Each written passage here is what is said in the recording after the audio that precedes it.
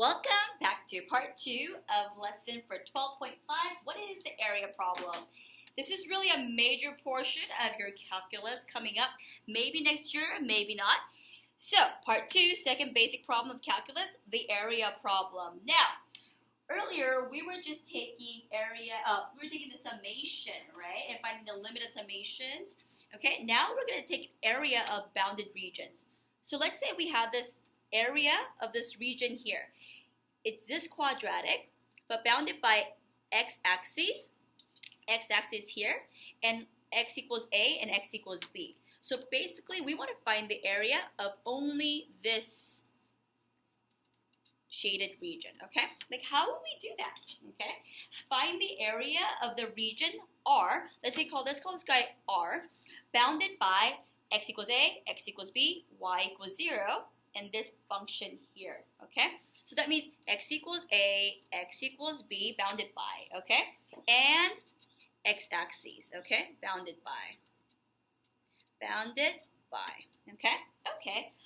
It's not a known surface, so it's not like we can actually use a magical formula. If it was a triangle, we know half base times height. If it was a rectangle, we know base times height, but it's not. So what are we going to do? We're going to take the limit of summation. Limit of summation of what, though? Okay? So we do this thing where we say, how about we do this? Why don't we we know basic areas, right? Like of rectangles and triangles. So how about if I divide these up into rectangles? Okay? Like somehow. I don't know. You may not agree with that, but we're just trying to do our best, right? We're trying to do our best. Like maybe we could find the area of each of these rectangles, right? And then we could maybe obtain something, okay? I don't know. Mathematicians back in the day, they just were trying to try things, right? Trying to make sense of what they have, okay? So they're like, okay, well, how about if I find individual rectangles? I know it's going to be a little bit over possibly, or a little bit under, but we know that we know the areas of rectangles. So that's precisely what we're going to do at first, okay? So later in calculus, you'll learn the formal names for this. It's related to something called the Riemann sum, okay? All right, let's just try one. Approximate the area of the region bounded by the graph of f of x, 6 minus x squared. Here's your graph of 6x minus 6 minus x squared. And you have x-axis, and line 0, x equals 0, and x equals 2. So we just want the area of this region here, okay? Don't mind this part. So what are we going to do? We're going to create 5 rectangles. 5 rectangles, okay? I know it's not going to be exact, so some of you guys who are perfectionists are going to be annoyed by this, okay? Let's say there's 5 rectangles. 1, 2, 3, 4, 5. But think about everything you know, okay? You know that the area of a rectangle is what? Base times height, right? What's each of these base? What's the length? I know what you're thinking. Each width is what? Well, you know that from 0 to 2, what's the total width? You got it, okay? So let's talk about each width. Could you guys, if we have the area of each of these rectangles here, let's say this is rectangle 1, 2, 3, 4, 5. Don't we know basically the area from 0 to 2 of this area under a curve? It might be a little bit less. I see what you're saying. But, from from our resources, that's all we can do. And that's probably a good approximate. So each width. How do you do each width? Well, you know the total width is what?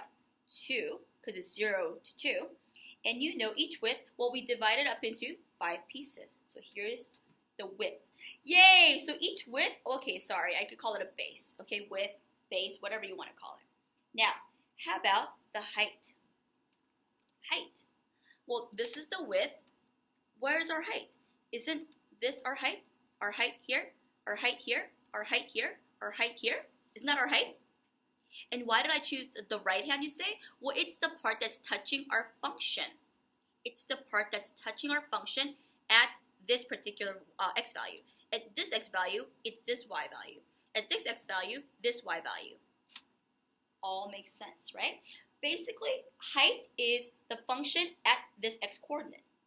So now, let's evaluate. So that means we have to evaluate f, our function, at the right endpoint. Right endpoint of each interval. It's almost like if you understand this well, you know exactly what to do now.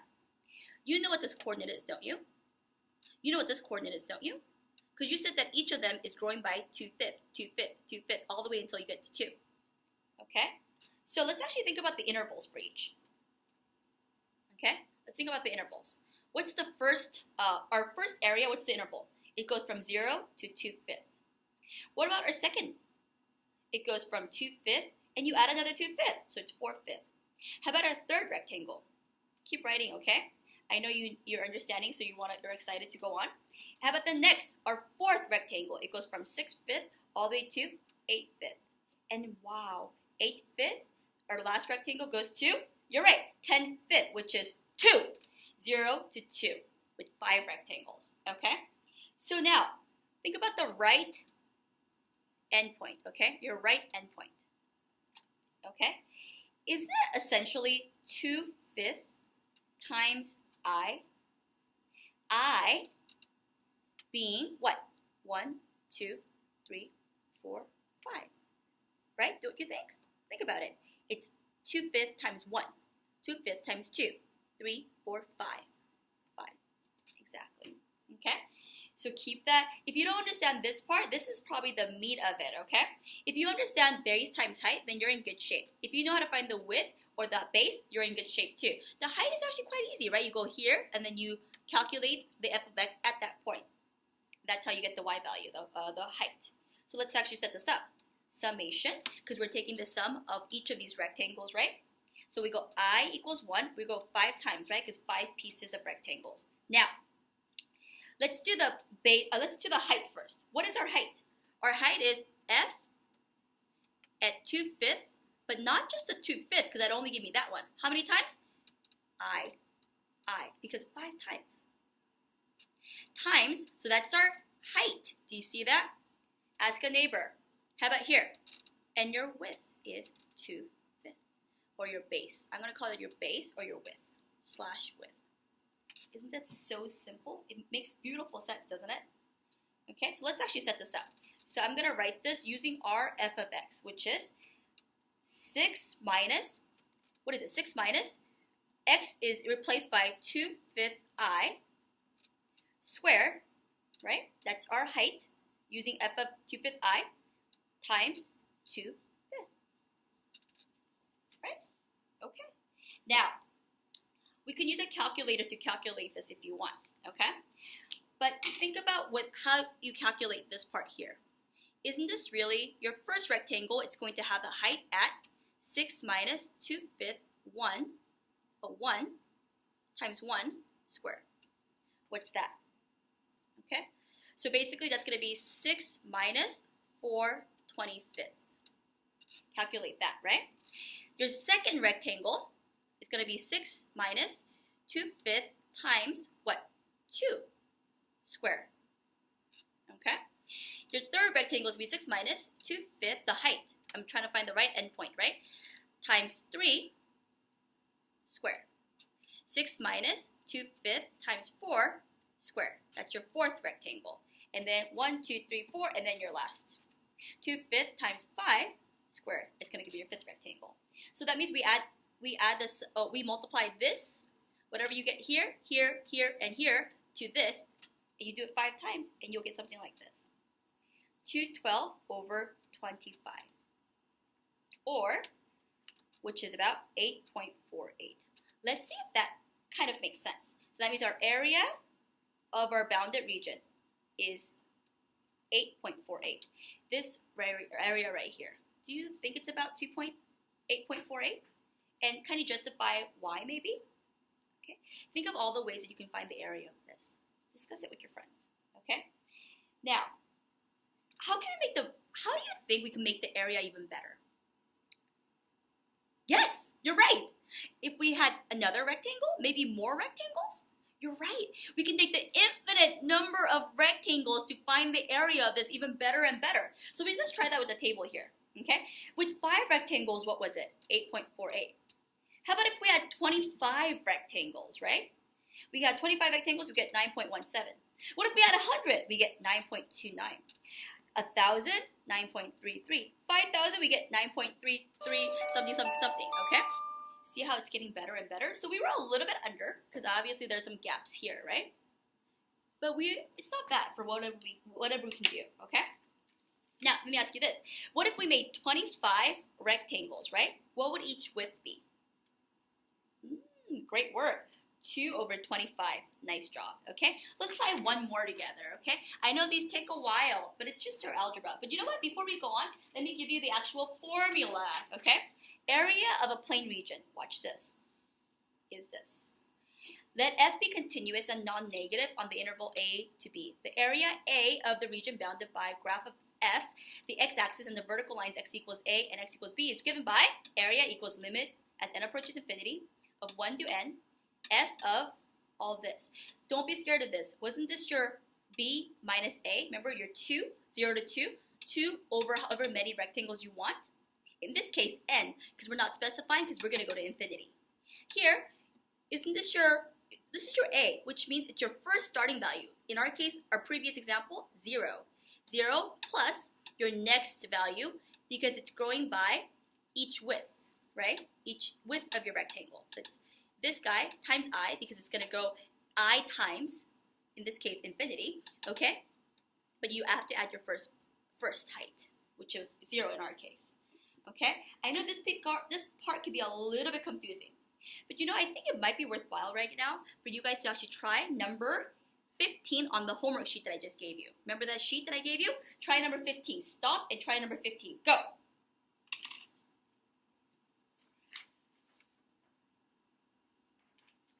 Okay, so now I'm going to try another example with you. Okay, let's try this example here. Let's try this one here. I know it's a little bit hard for you to find, so we're going to use that formula to find the area of f of x, 2 minus x squared, from negative 1 to 1. Don't be scared of negative 1 to 1, okay? Now, negative 1 to 1, okay? I want you to first imagine what this looks like. It's squared, right? So you know it's going to look something like this. 1, 2. Okay, but it just wants you to find from negative 1 to 1. Think about this. 0, 1, you get 1, 2. 1, 1, okay? 2, you get 4, negative 2. Okay, so here, negative 1, same thing, right? 1, 1. And then you get the same thing here. So they want you to find the area of this right here. Okay, just kind of have a picture in your mind. Oh, of the x-axis though. Okay, so it's just gonna be this right here. That's all you're trying to find. Okay, so let's think about this. So remember, the formula is what?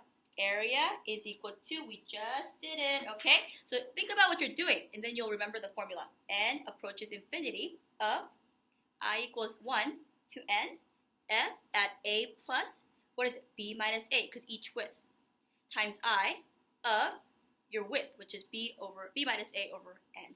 Now, don't even worry about what all this is trying to show you. Let's just think about base times height. Imagine us making rectangles again. B minus a. Let's do the width first, or the base. Okay? You're right. Okay? It's pretty much from negative 1. Oh, sorry. Oh, it was negative 1 to 1. I'm so sorry. I went from negative 2 to 2, right? So it's going to be more like this. Okay, sorry about that, okay? Sorry about that, okay? Now, it's going to go from negative 1 to 1. So isn't the width of each, but remember, n rectangles, okay? So it's going to be 1 minus 1. 1 minus a negative 1, which is 1 plus 1, right? The width here is 2, isn't it? Negative 1 to 0, 1, 0 to 1. So it's 2 over n, which is 2 over n. Can you think about what this is really saying? You're right.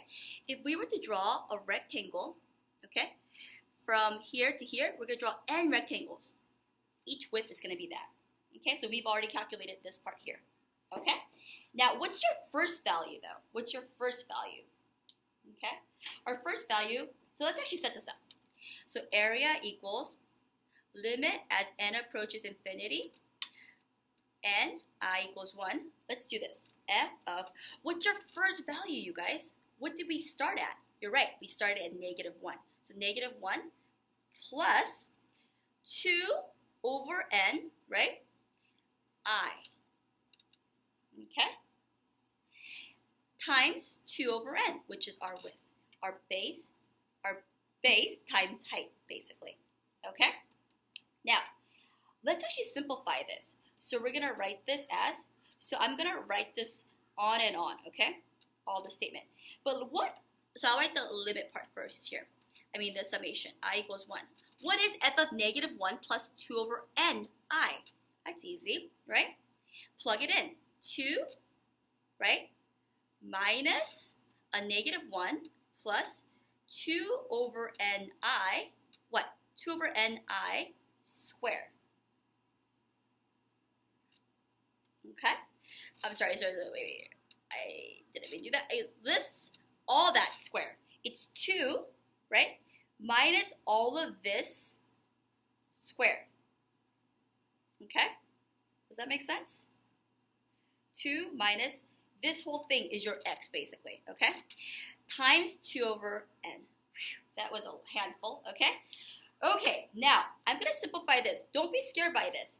But you remember what we talked about? We said that anything with n is a constant. So again, limit as n approaches infinity of the summation. But I'm going to pull out the constant because it bothers me, okay? And then I'm going to put I equals 1, n. This is our width is a constant.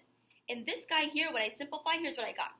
2 minus 1 plus 4i over n minus 4i squared over n squared. Okay? Now guys, this here, I've just multiplied this in.